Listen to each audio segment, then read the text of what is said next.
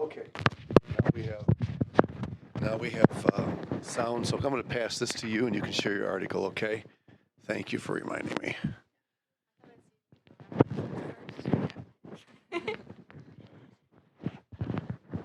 Okay. So my article that I read is called "Is God Colorblind or Colorful?" And the subtitle is "The Gospel, Globalization, and Ethnicity." So the author is trying to answer this question in this article, and the answer that she proposes is that um, God is colorful, and colorful in this situation refers specifically to culture and ethnic values. So she argues that God delights in the variety and diversity of different cultures.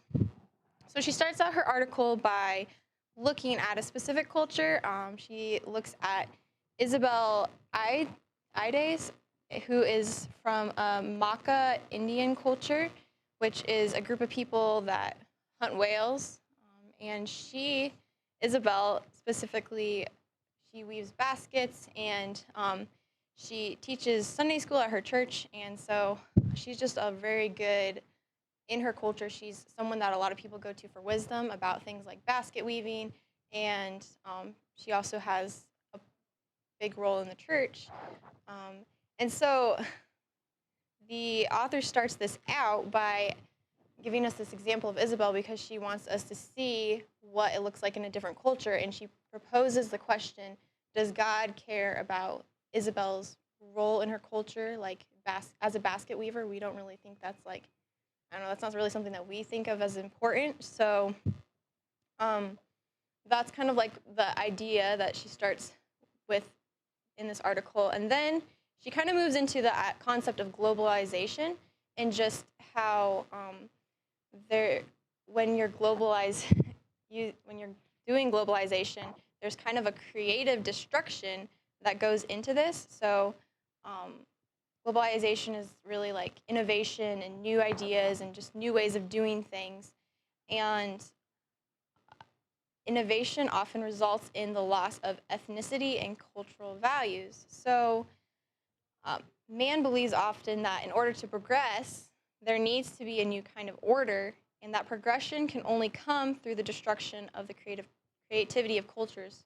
So it's kind of like this idea of as cultures want to progress, kind of almost like an evolutionary mindset that people need to lay aside their differences and just come together and do whatever works best, which is not necessarily a bad thing. But if you're laying aside your differences to the point that you don't really like have them and you don't have those ethnic and cultural values, then that can be a bad thing. And that's kind of what she's arguing. So her next question that she gives in the article, which is kind of is what she talks about for the rest of the time, is what is God's view of ethnicity?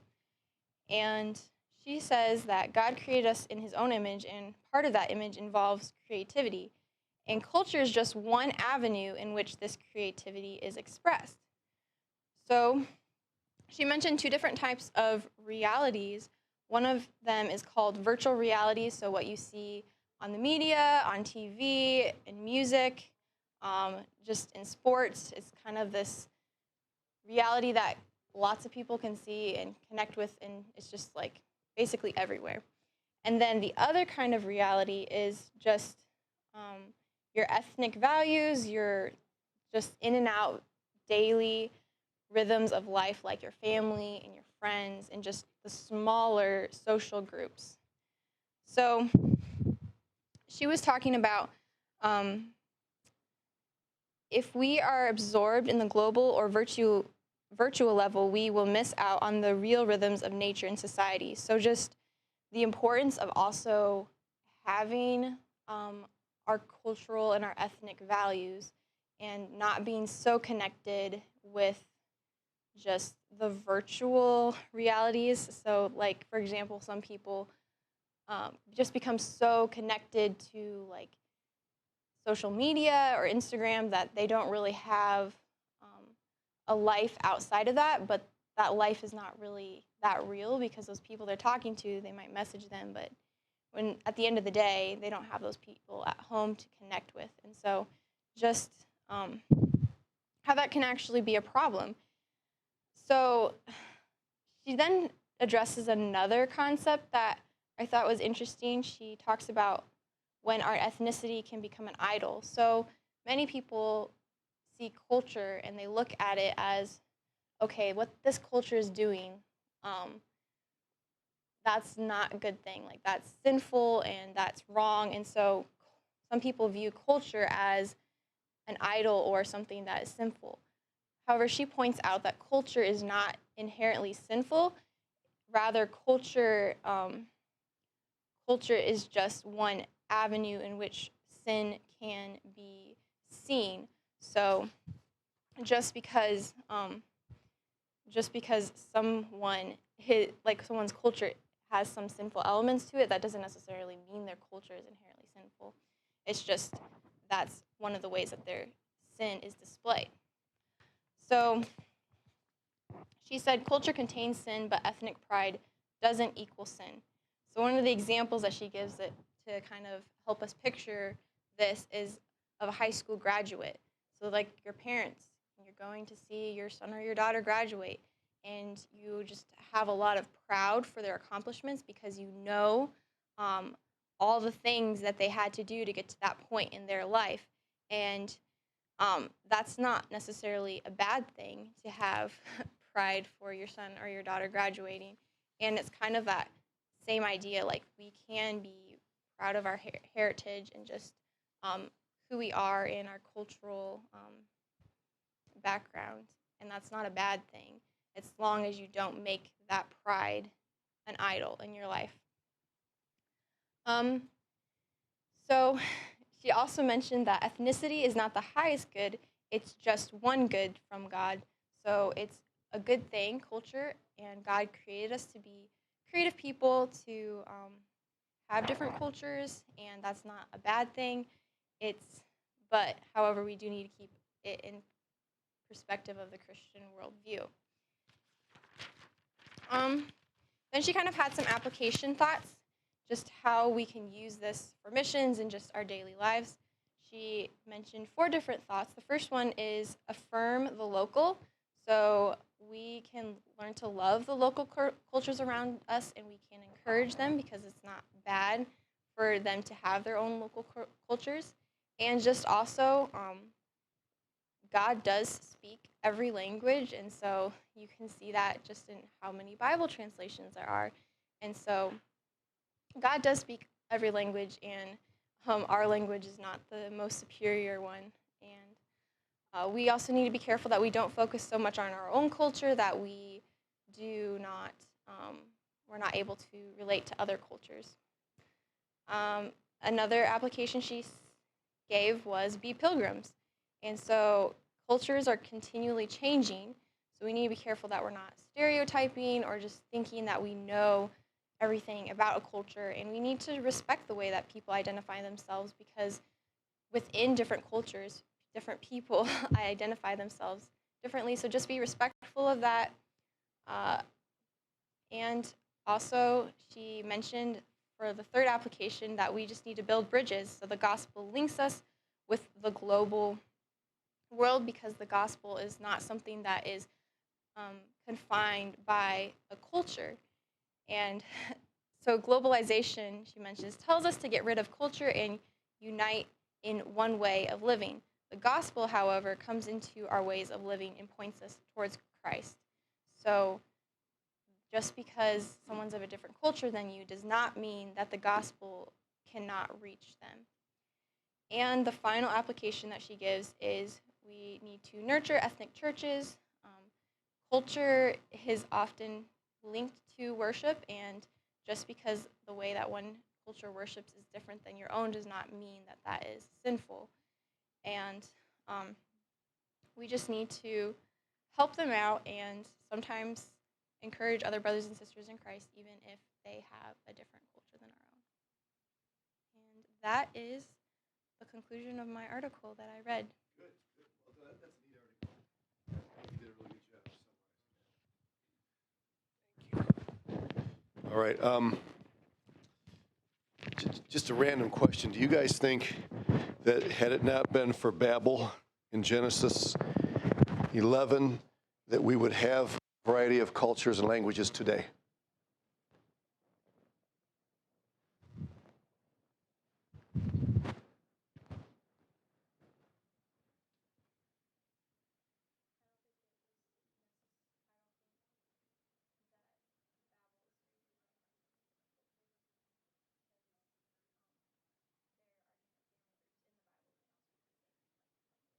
Okay. Yeah. When you look around this room, you see the differences even in ethnicity, okay?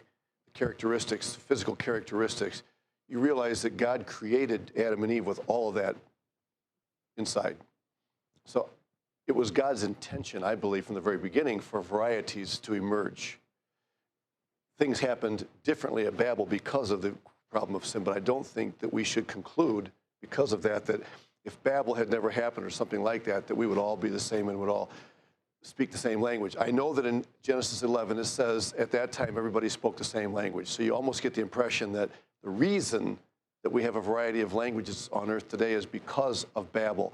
I would say that it happened at Babel, perhaps in a way that dishonored God, but to imagine that man would have spread out and filled the earth completely and maintained everyone the same exact language is unreasonable, right? I mean, think about it. Even in countries, even in our country here, you go to the South and you hear a little different way of speaking than you do up here, right?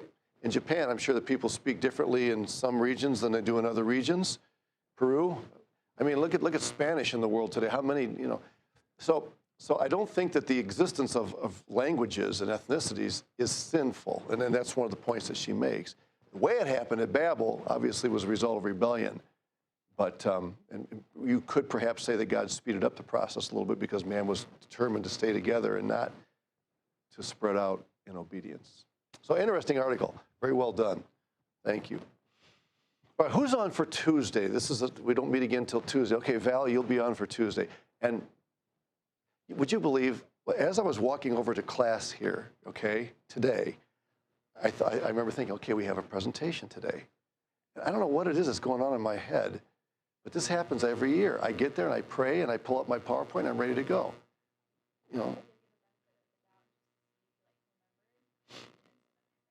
Yeah. Val, if you want to, when I walk into class, just stand there at the door and say, hey, well, actually, wait until I pray, because I might even forget between that. I'm in bad shape. How I managed to get through class is a miracle. All right. So we're going to talk about time today. In case you're worried about how much time we've already spent, okay, that's something we worry about in our country, right? But this is a fantastic study. I have heard it said, and I think I tend to agree, that of all of the cultural values that we study, this is probably the one that is most difficult for someone to change. Why would that be true? Maybe it's not, but that is a popular opinion out there, and I tend to agree with it. Why is it that changing someone's time orientation is so hard to do? Val?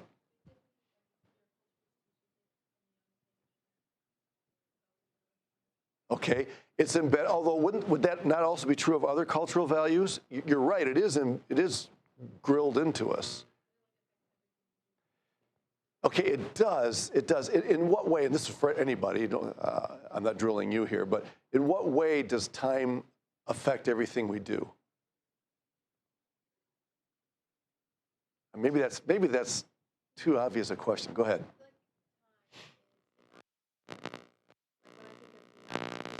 Mhm.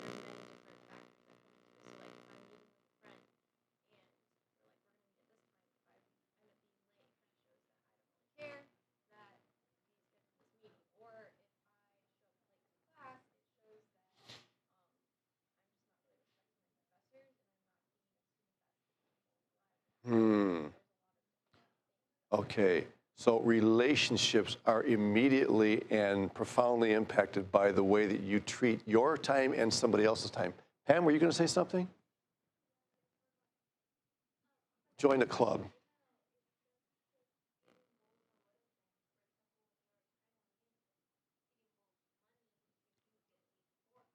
Mm-hmm. Mm-hmm.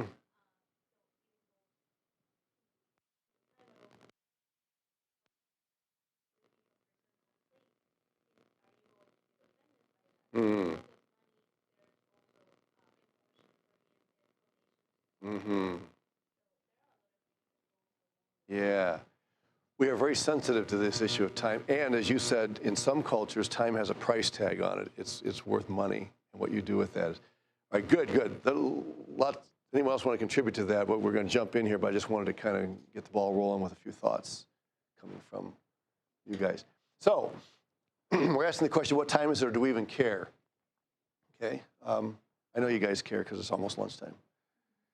So we're talking about the difference between punctuality and relationships. Now, you could state that different ways. And we'll define punctuality, because when you think of punctuality, you think one way. When another culture thinks of punctuality, something completely different may come to mind, right? Normally, and this is not every time, and one of the things, Cora, we talk about in this class from day one is that we are going to commit the sin of stereotyping people groups. You can't study these cultural values without committing the sin of stereotyping to some degree. We try to minimize the sin, all right? Generally speaking, punctual cultures that place a high premium on time tend to be more short-term in their goals, okay? And cultures that emphasize relationships tend to be more long-term. And I think you can see the logic behind that, okay? And we'll dive more into that here as we go. So, now you might ask, why this image? Well, a couple of initial words of advice. Perhaps this is the most difficult one to deal with, all right? Let me point in the notes when I depart from the notes. So let me make sure I'm with you here.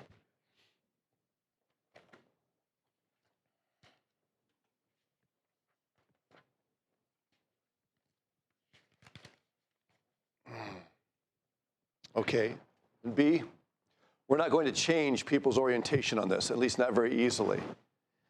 Speaking of time, we're talking about time today. Welcome. We won't even pay attention to the time, all right, for sake of our discussion. I don't know why you're late. You're not late.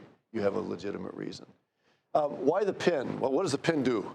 It punctures. We're talking about punctuality. See, punctuality deals with a point, an impression of time in one place. And so that's kind of the reason, part of the reason for the illustration there.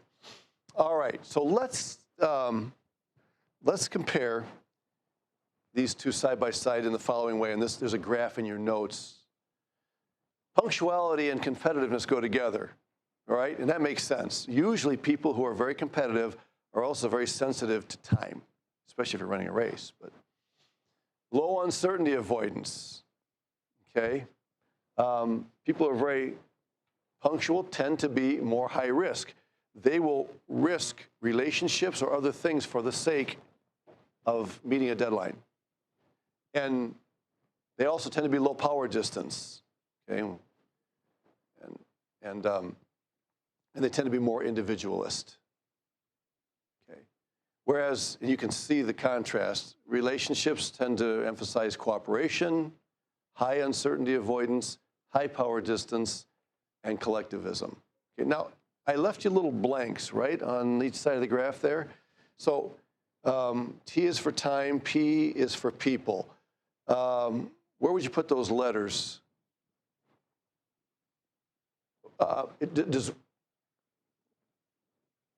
When it comes to time or people, it's probably a no-brainer, but where would you put the T for time? On the right side or the left side? Yeah, the individualist is more worried about time than people. Look, I can just tell you, in Brazil, I committed this error more times than I would like to admit. And I didn't do it on purpose, but there were times, pun intended, when I was talking with someone and all of a sudden I said, hey, I got to be at a meeting. I got to go.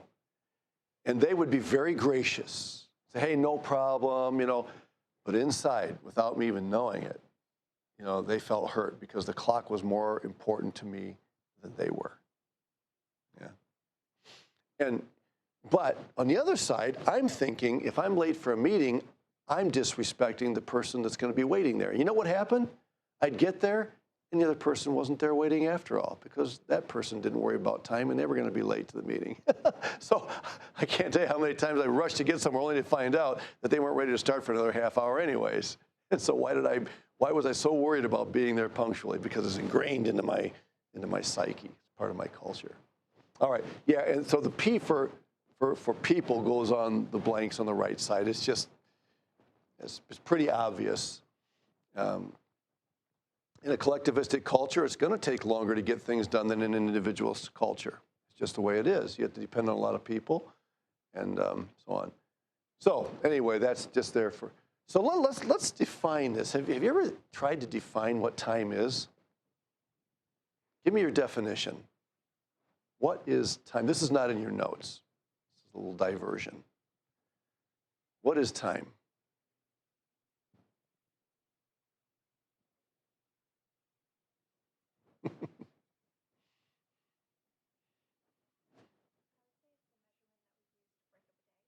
The measurement that we use to break up a day. Good.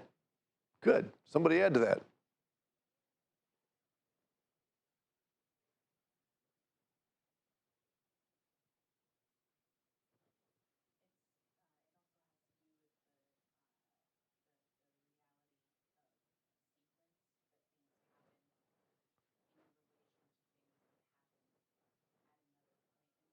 Mm-hmm. Okay, sequence. The way things happen in relationship to other things that happened before or after. Okay, good. Good. Somebody else. Time.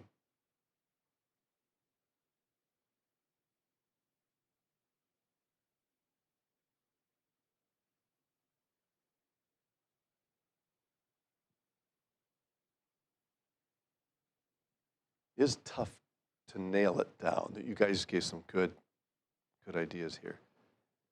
Let me give you a few definitions, and you don't have to write these down if you don't want to. This is extra. Aristotle said, time is the most unknown of all unknown things. Well, good for him, smart guy.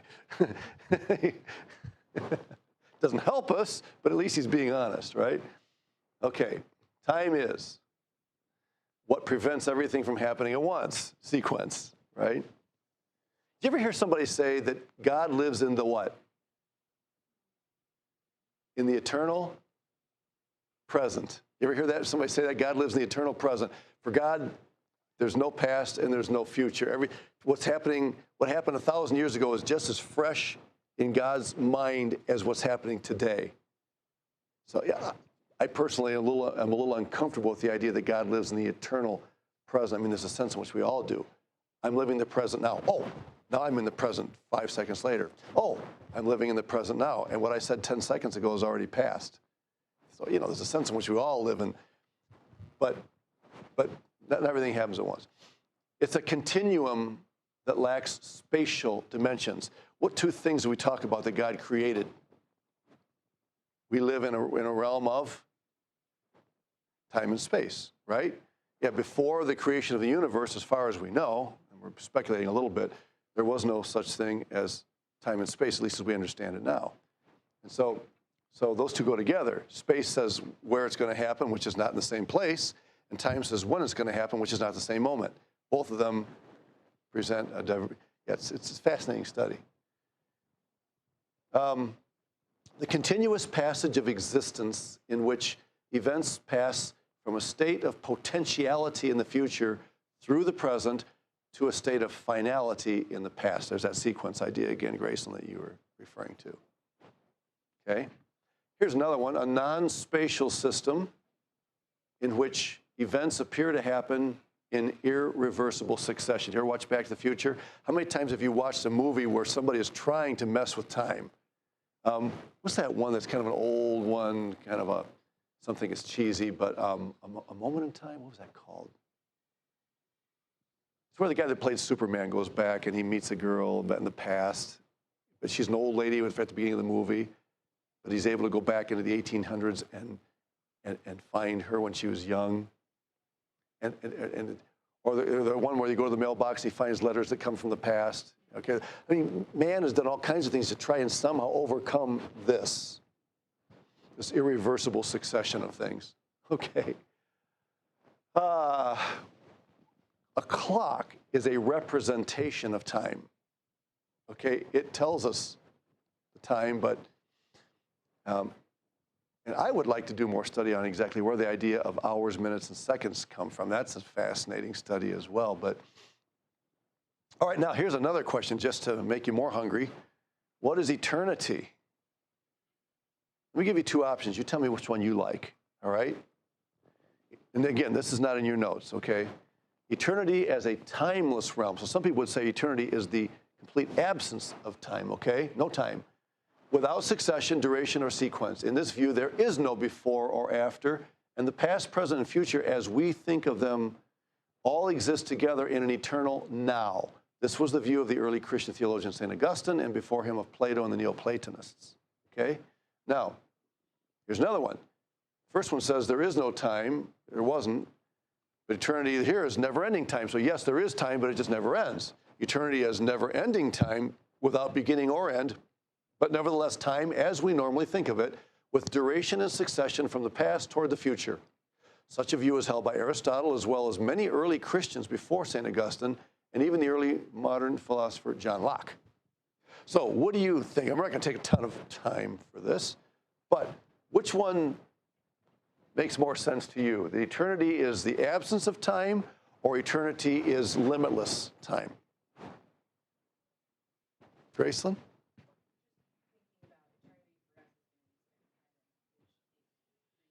Mm-hmm.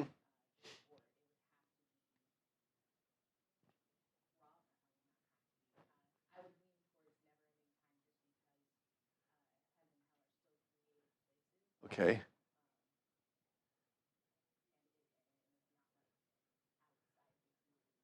Okay. All right. Yeah. Now in heaven, I mean, things are different since the creation, right? Because we are finite, and even Jesus took on a finite body, which he still possesses. He will forever. So some might argue that that represents a change in the way, you know, in the way things are. But that's a good point. Go ahead.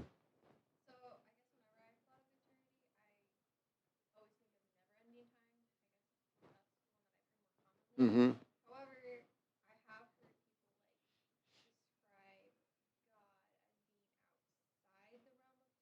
Mm-hmm.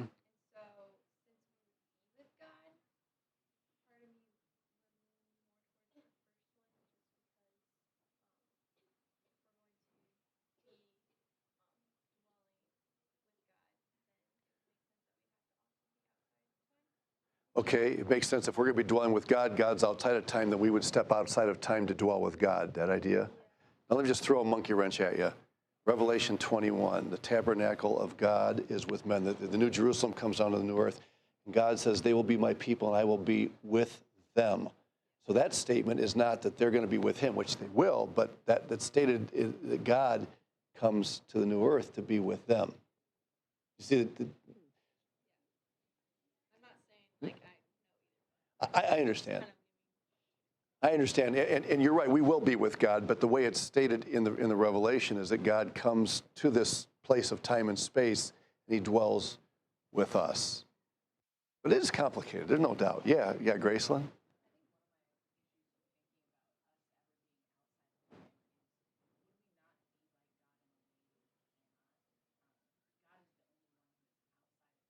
Hmm. Mm-hmm. Mm-hmm.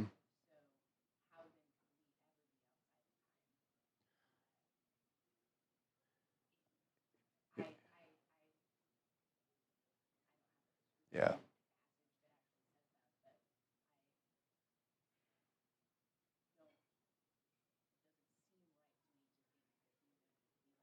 Okay. Okay. It is. Yeah. It's hard. The reason I ask this question is not because I have a corner on the answer. I don't. It's hard, and all your comments are valid. They really are. But what I'm trying to accomplish by this little question is I want us to just be thinking about time and how we view it, because the way we deal with some of these questions may impact the way that we handle time in our culture as well, in a local setting. Okay, so these are tough questions. They really are, and you can defend both of those theses.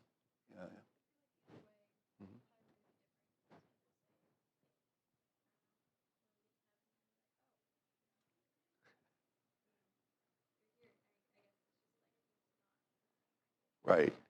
Yeah, yeah. No, definitely. And time will never be an obstacle in heaven on the new earth for us. Never. Whatever it is.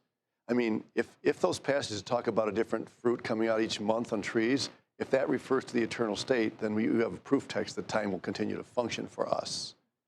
Yeah. But anyway, now let me actually, before I get to that, I'm going to give you a few more notes. Then we'll come back to that verse. All right. So remember, letter A, in any in event cultures, okay, cultures where events and people are more important than time, guidelines, times are guidelines. No one can anticipate delays.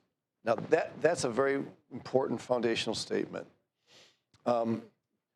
If somebody's going to get married at 7 o'clock in the evening in Brazil or Peru, okay, you've heard stories about that, right? When will that wedding take? When will the bride actually, march down the aisle? Probably somewhere between 7:30 and 8 o'clock, or even later. I don't know, Pam. You've been to weddings in Peru.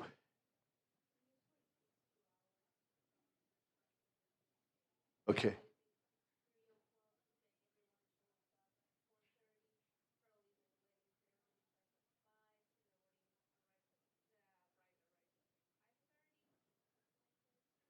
Can you imagine people going nuts about that if we did that here? I mean, if the piano player hasn't stopped the prelude by 2 o'clock, it's 2:05, you're thinking, what's going on? Something's wrong back there. Okay, something happened. It's 2:05 and they haven't started yet. That's the way we are. Is he?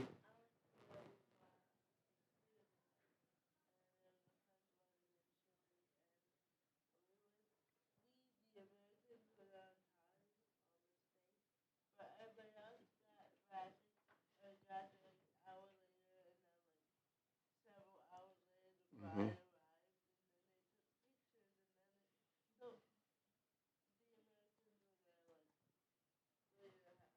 Mm-hmm. And the fact is, Izzy, let's be honest with ourselves, we take pride in punctuality. We really do. And when people are late, our natural knee-jerk reaction is to look down on them like they're disorganized, or they're lazy, or they're disrespectful, or something like that. And that can be the farthest thing from the truth. Yeah. Yeah, this is what makes this such an interesting study. There's so much energy and emotion built in to the way we view time. All right. Letter B, the industrial age brought on time orientation. Somebody mentioned time as money. I think it was Pam with you. Yeah. This isn't new with the Industrial Revolution. The Industrial Revolution just put this in fast forward. I mean, this thing put it on steroids. Hourly wages are connected with that, I mean, in some cultures, the whole idea of an hourly wage. In the Bible, do you read about people making an hourly wage in the Bible? What's the norm in the Bible for paying? How are wages given? Yeah, they're daily. Yeah, a denarius is a day's wage, right? Then you have the parable of Jesus, paying the same to the guy that came for the last hour of the day, and those who bore the heat of the day and worked 8 hours got the same wage and all that. Yeah, you don't hear about an hourly wage. That is something that's connected to the Industrial Revolution. Now, we talk about stereotyping. Let's be careful here. Pamela, Izzy, and you can chime in too. I don't know how it is in Japan. Countries that are very people-oriented and not as time-oriented contain certain elements that are very time-oriented. Can you think in Latin America, for example, can you think of a case, even though Latin Americans are generally more people and event-oriented, can you think of things in your country that are extremely punctual? Schools. Arriving at school, you have to be punctual. Going to work, depending on where you work, assuming that you're not working on a farm somewhere or something. Yeah. The bus system in Brazil, I was talking to somebody earlier, not the city buses per se, because they just kind of go as they go. but the inner city buses, to travel from Fortaleza to Juazeiro, where we were. If you're 2 minutes late, you may miss your bus. Man, bam, they're punctual. All right? Yeah. And so even in a people-oriented culture, you will find certain things that are very, very punctual. We had a bell system at our seminary in Brazil. 7 o'clock in the morning, that thing went off, and you had to be in your seat and ready to go. Okay? So people learn to adapt. Is Japan more of a time or a people-oriented culture?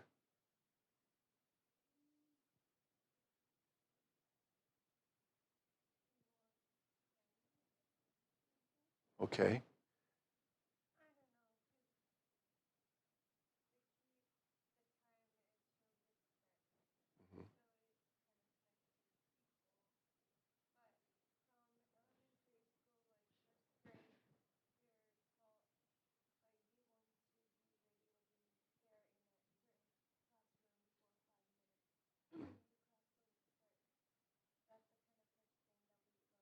Mm-hmm.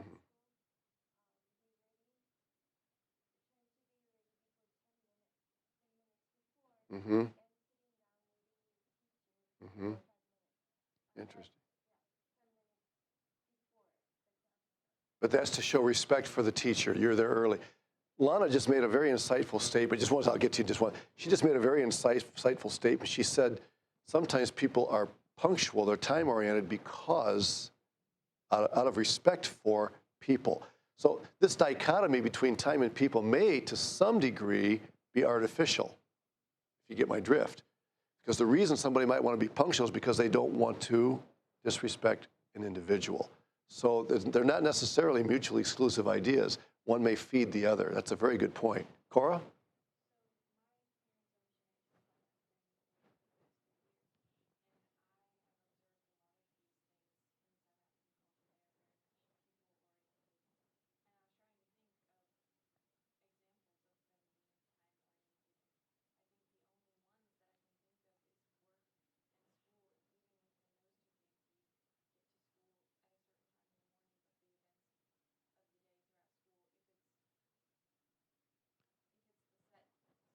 Mm-hmm.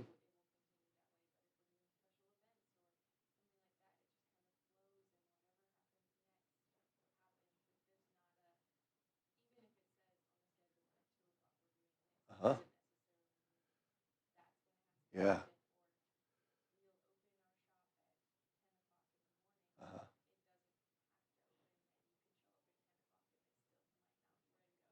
Mm-hmm.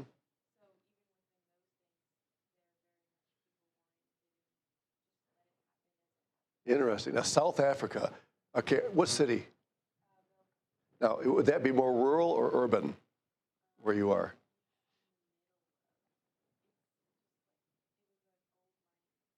Okay.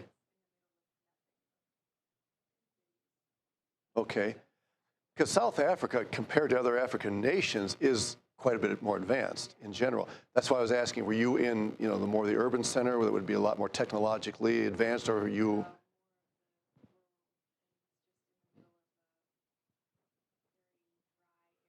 Okay. An old mining town.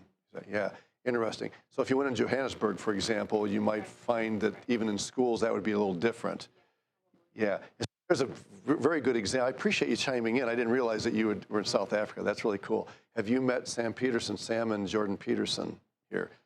Samantha and Jordan, her brother, were missionaries for a time in South Africa. Yeah. Yeah, maybe you get a chance to bump into them this week. But there's an example where you can't take a country and say this country is, because even rural and urban distinctions can often make a big difference in the way people view time. And yep, look, I drive in Ankeny, I get frustrated not because people are driving fast and cutting me off like they did in Brazil, but because they're driving so slow. Light turns green, I'm sitting there thinking, what's taking you so long? Is that just me? I'll never forget Dr. James Maxwell, former president of Faith. He said, when I arrived as president in my first year here, he said, I could not believe it. I look out and I would be passing 16-year-olds on the road. He said, I couldn't figure out how that could be, But Iowa drivers just tend to be a lot more laid back, and I'm always, anyway, I won't give you hang all my dirty laundry out, but I tend to, let's just say after 19 years of driving in Brazil. Now here's the thing, Brazilians, and this is probably true in Peru and Chile, okay? I've always wondered, okay, if Brazilians are so people-oriented and they don't care about time, why are they in such a big hurry behind the wheel all of a sudden? Why are they completely denying their own culture when they get in the car? You know? So how would you answer? What's going on there? If they're not worried about time and they're more people-oriented, why are they always tailgating and wanting to get around in a hurry and passing people? What's going on there?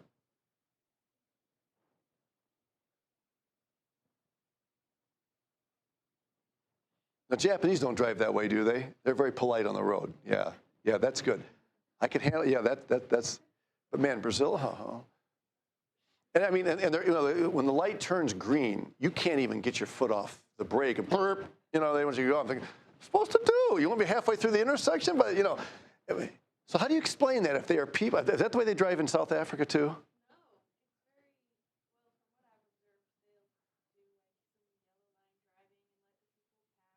Really?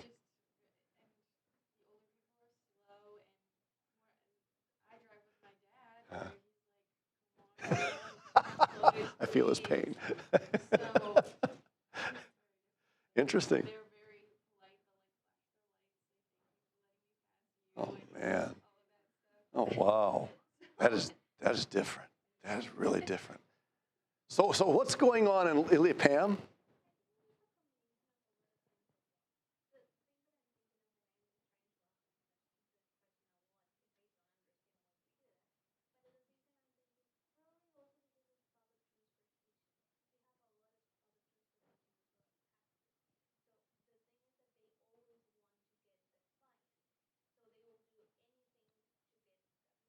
Mm-hmm.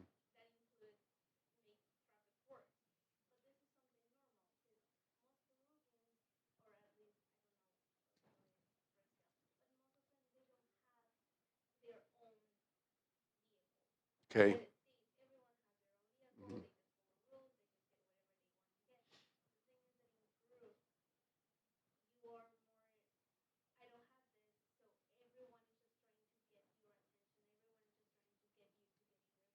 Mm.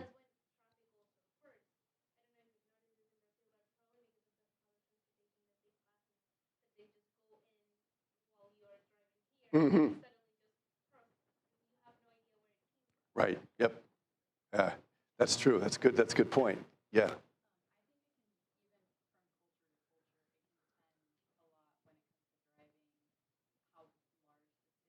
Mm-hmm. Mm-hmm. Mm-hmm. Mm-hmm.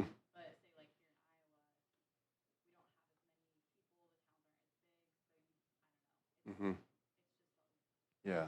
Yeah. It is. It's interesting to hear these distinctions between one place and another. Yeah.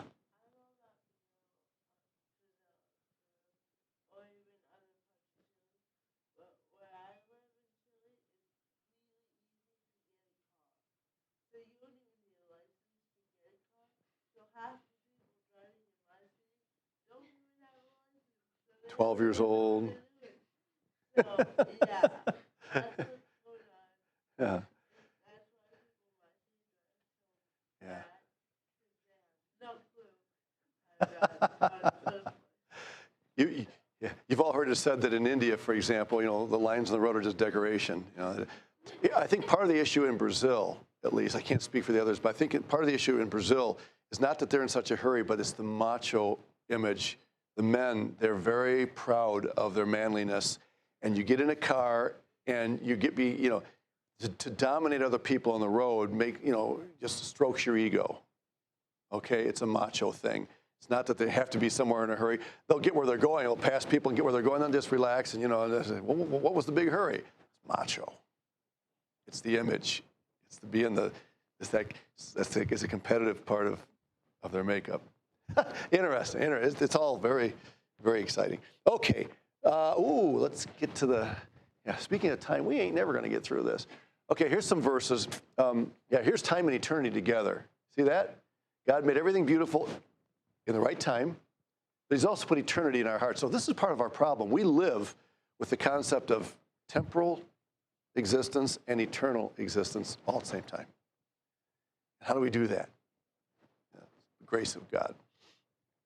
Okay, I gave you this. In event culture, times are guidelines. The industrial age brought on time, I already gave you that as well. Okay, let's take a look at this. Monochronic. Define the word.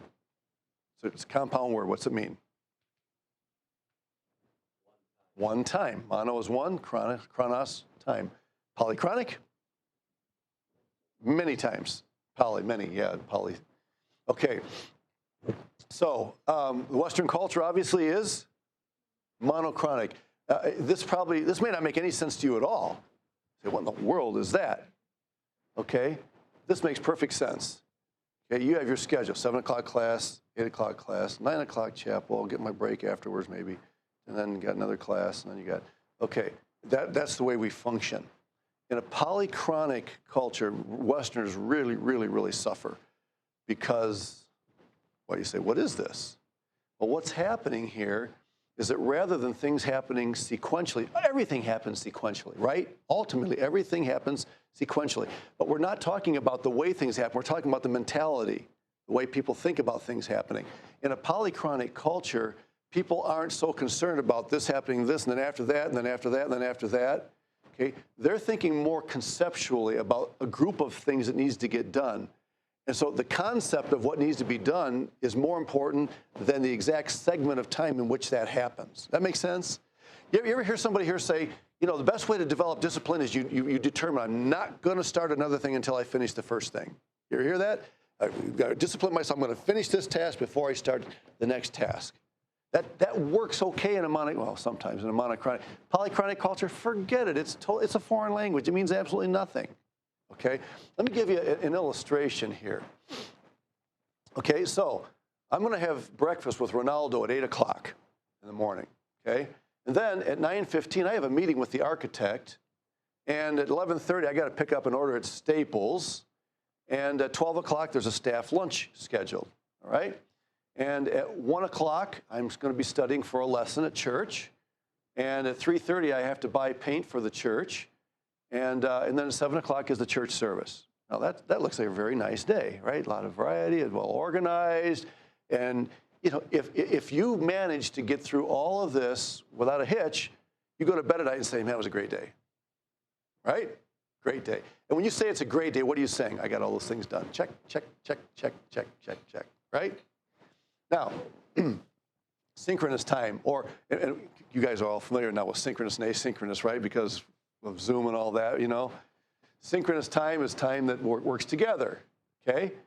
And so, here's the deal. I'm going to have breakfast with Ronaldo. I got to meet an architect, and I'm going to pick up an order of Staples sometime early in the day this morning, okay? This morning when? 7 to 12 sometime. And staff lunch. Oh, no, what did I do? I just overlapped this with this. See that? But who cares? Doesn't matter. Staff lunch, and we'll meet when we meet, and everybody will end up showing up, study for a lesson. I got to buy some paint. We'll take care of all that sometime in the middle of the day. And then this evening, oh, look at the overlap there. You got to be kidding. Disorganization, irresponsibility. Got church, okay? So now this is an exaggeration, obviously. You're probably not going to, be doing church anytime, it's not quite that bad most of the time, okay? Here's one of the things that helps us. When you talk about church starting at 7 and then the church service doesn't begin until 7:30, okay, in the minds of those who come, the event begins when the first people are there. It's about people. So you got 2 or 3 people showing up around 7:15, church has started. That's what church is about, is fellowship. The moment here, church starts when I stand up and say, good evening, everyone. Welcome to our service, right? Bam, that's when it starts. But in a lot of cultures, it's when the people start showing. A wedding, talk about a wedding. It's supposed to start at 3 o'clock. Okay, you got some people showing up around 3 to decorate. So decorate? That was supposed to be done this morning, for crying out loud. No, it's the event. And the event involves all of that. The decorations, just, hey, how you doing? And sometimes you're not even decorating. You're just chatting, catching up. It's all part of the event because it's about people. Yeah, I still haven't gotten there yet. I just haven't gotten there yet. So you see this word interruption? Big word in our culture, right? What happens here? Well, had breakfast with Ronaldo, and I had the architect pick up the order. Things are going well, and then all of a sudden, I get a phone call. Oh, huge interruption in my day. So what happens to the staff lunch study for lesson? Everything gets put back or put off to another day or whatever, you know. So we don't like the word. But for a lot of cultures, I'm guessing maybe, what's the name of the town again? Welcome. Interruption probably is not a word that flows off their lips, you know, on a regular basis, because interruptions are more tied to sequential thinking than they are to group or conceptual thinking. Okay. Yeah. We hate interruptions. We view interruptions as, you know, evil things. They keep us from getting done the things that God wants us to get done, right? Well, maybe God doesn't want you to get it done as punctually as you think he does. Yeah. All right. Well, let me move on in the notes here. So monochronic, let's fill this in. Monochronic linear approach to time. Linear approach to time. Oh, number one, planning and management are important. And I'm not dissing any of these, you understand. These are all good concepts. Planning and management. Two, one task should be done at a time.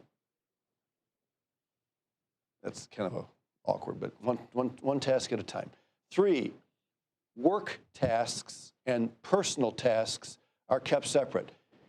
I saw you playing video games on the clock.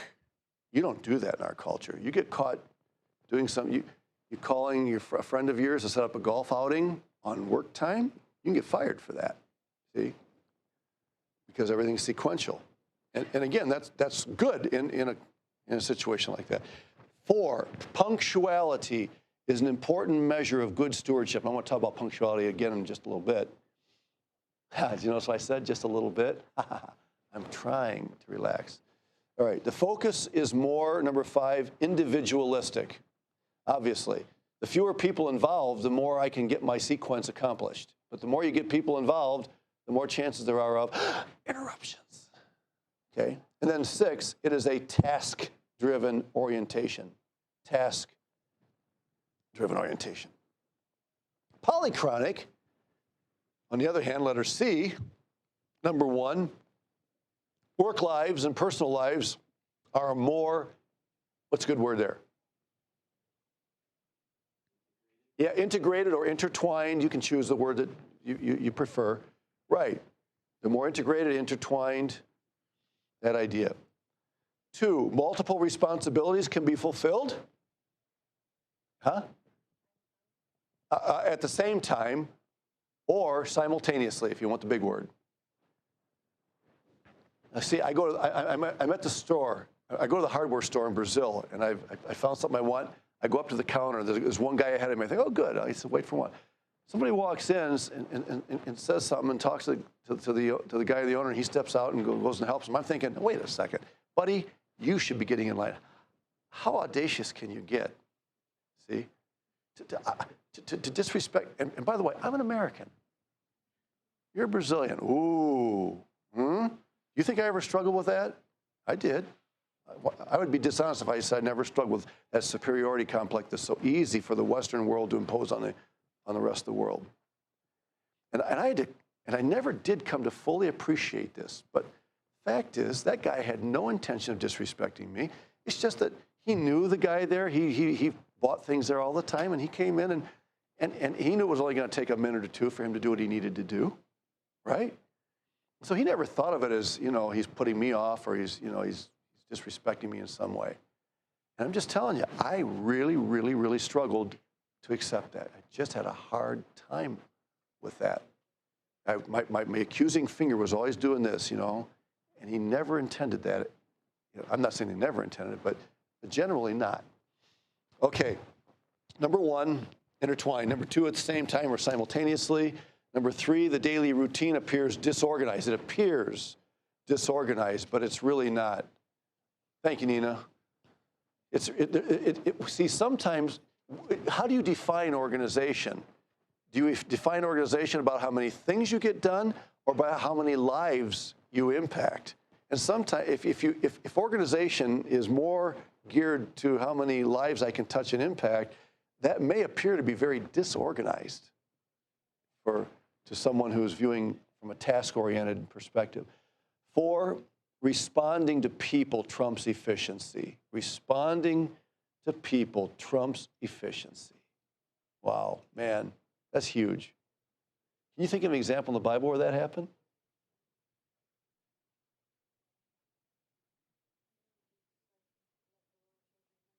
Okay, yeah. Yeah, they're interrupting the disciples' schedule, right? Good.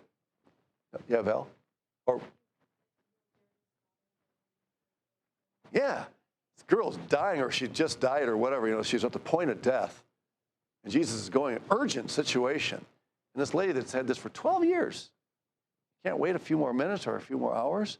Jesus stops, and he tends to her.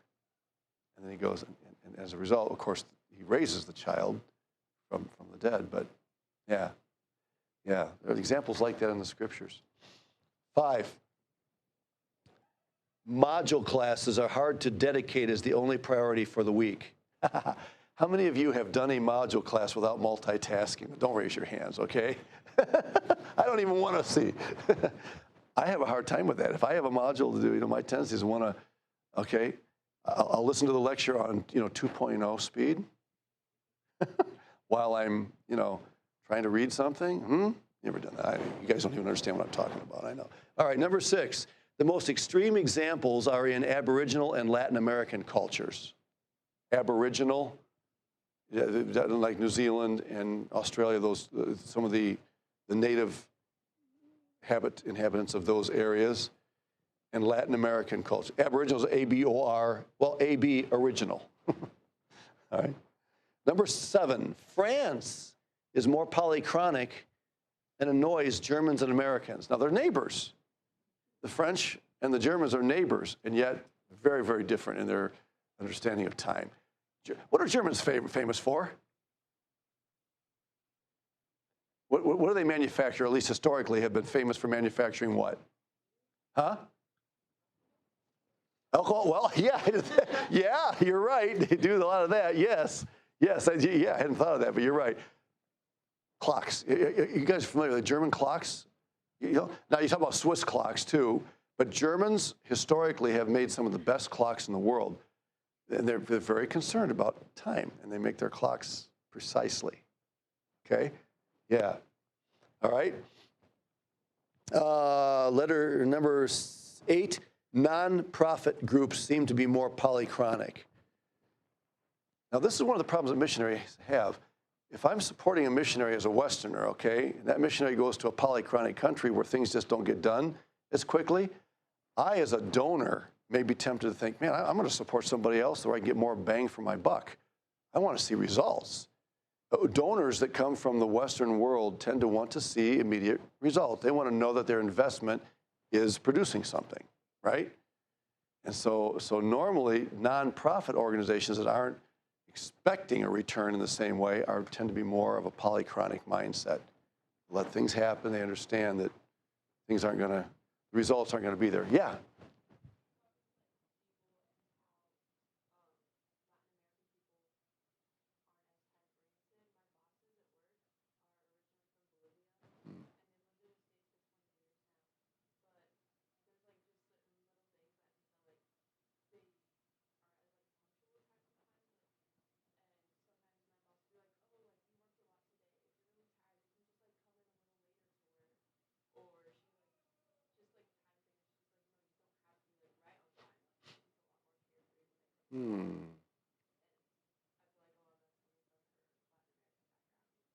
Wouldn't you like that if we said that here at Faith? If you're tired in the morning, you don't have to show up for class right at 7. Come 7:15, 7:30, or just take the day off.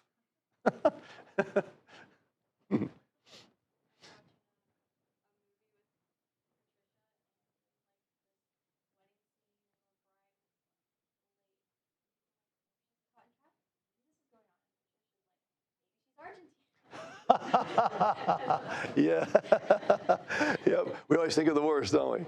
Yeah. All right, short term. Yeah, we are going to run out of time, literally, but here, 5 short-term versus long-term orientations.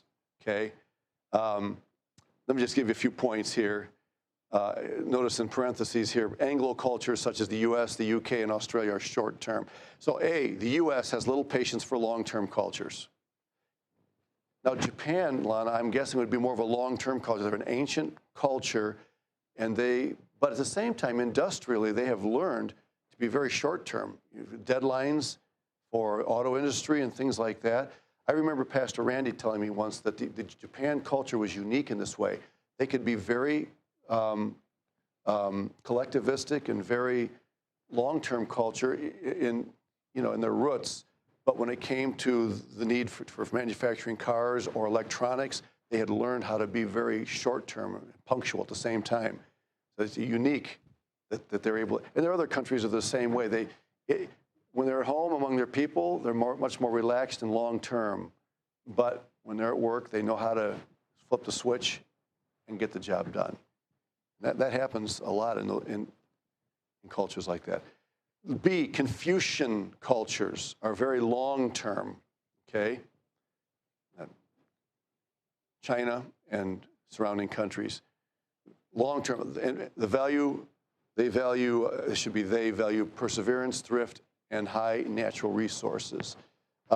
C, short-term cultures look at the recent past and see the near future.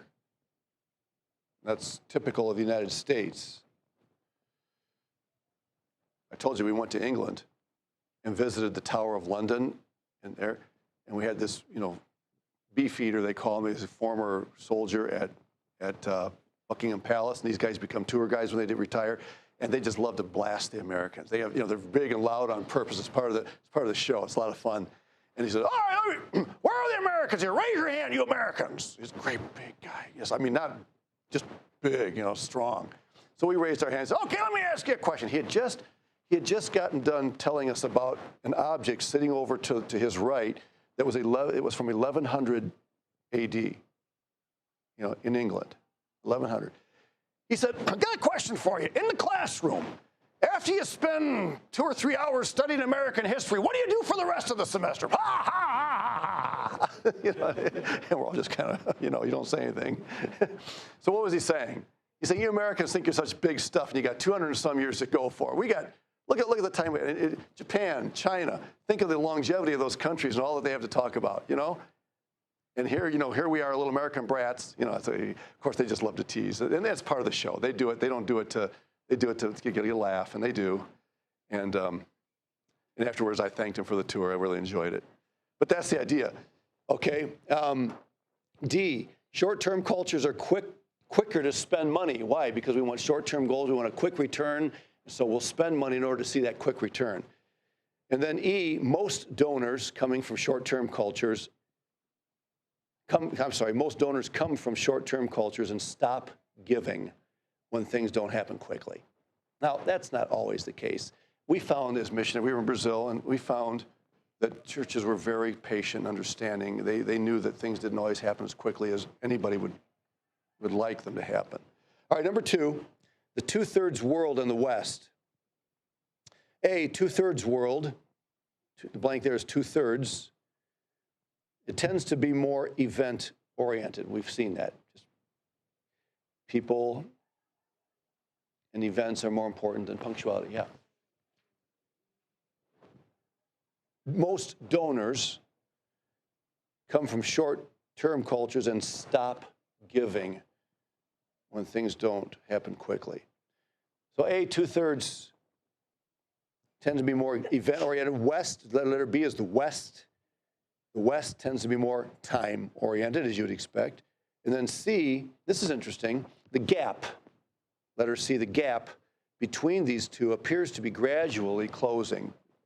Globalization, technology around the world has reduced the huge difference between some cultures. And again, some of that depends on whether you're in the city, which is much more technologically advanced, or you're in the country, right? That's true even here in Iowa. You live in Des Moines, or do you live in Pella, something like that. All right, 3. Let me. I'll tell you what. I'm not going to get through it all anyway. Let me give you a few more slides, then we'll finish it up on Tuesday next week. So, which clock describes you? Well, obviously, I think most of us, we live by this one. This one doesn't even make any sense to us. But it does make sense to someone who's people-oriented because the exact time isn't a big deal. Again, we're exaggerating, but that's the concept. Here, what is punctuality? Well, we like the word punctual, puntual. Is that the Spanish word, puntual? It's a point. The word punctuality comes from the word point. See? But in many countries, it's not that they're not punctual, it's just that punctuality is a broader concept. It's not a point in time, 12 o'clock sharp. It could be anywhere from 10 till to 5 after, or whatever, that idea. So don't think that they don't use the word punctuality at all. It just is a broader application of the term. Which is which, okay? So here we have. Okay, so which one would be the most past-oriented based on what we've said? Yeah, you got China. Most present-oriented.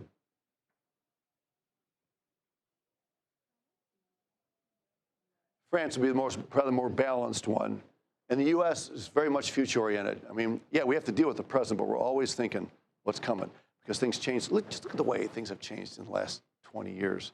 Think of the terms that don't mean what they used to mean just a few years ago. We're constantly thinking, what's next? What's next? How do we get ahead of the game, get ahead of the curve? I don't know that we ever can. All right? Okay, so in a polychronic culture, do I have this in your notes? Did I give this to you? I don't think I did.